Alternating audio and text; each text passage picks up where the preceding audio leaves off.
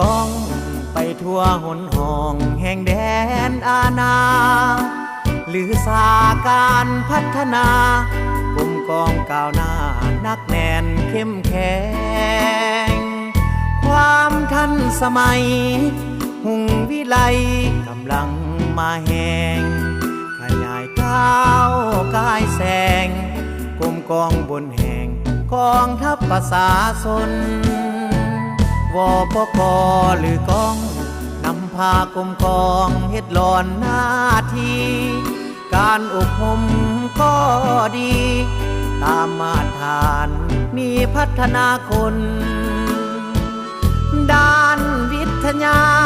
ห่วมเฮียงคนครัวได้สำเร็จผลภาระเทคนิคสู้สนสามารถคุมตนได้ตามแผนกา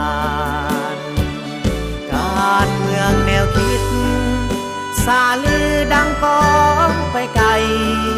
ทุกคนหนักแน่นสดใสผูกพันบ่ไหลในทุกเวียกงานมีระเบียบวินัยอนามัยสะอาดสถานพร้อมเพียงเสริมสร้างผลงานมีขบวนการแข่งขันสิ่งใส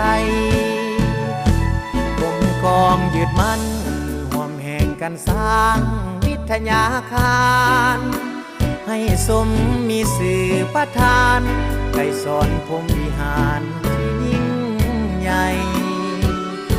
สมแห่งศึกษานายบรรษาที่ทันสมัยให้บปกก้าวไปเพื่อทันสมัยเข้มแข็งถาวร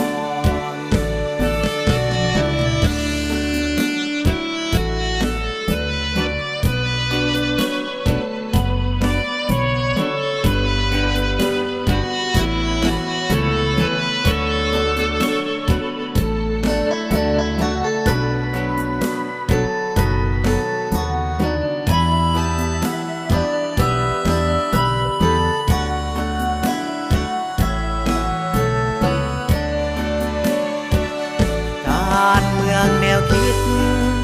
สาลือดังก้องไปไกลทุกคนหนักแน่นสดใสผูกพันบ่ไหลในทุกเวียกงานมีระเบียบวินัยอนามัยสะอาดสถา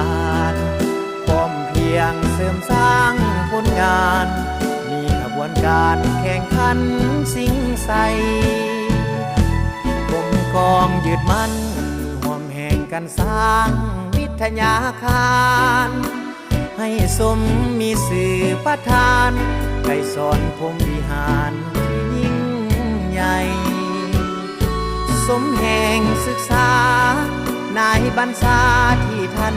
สมัยให้บปกก้าวไปเพื่อทันสมัยเข้มแข็งถาวร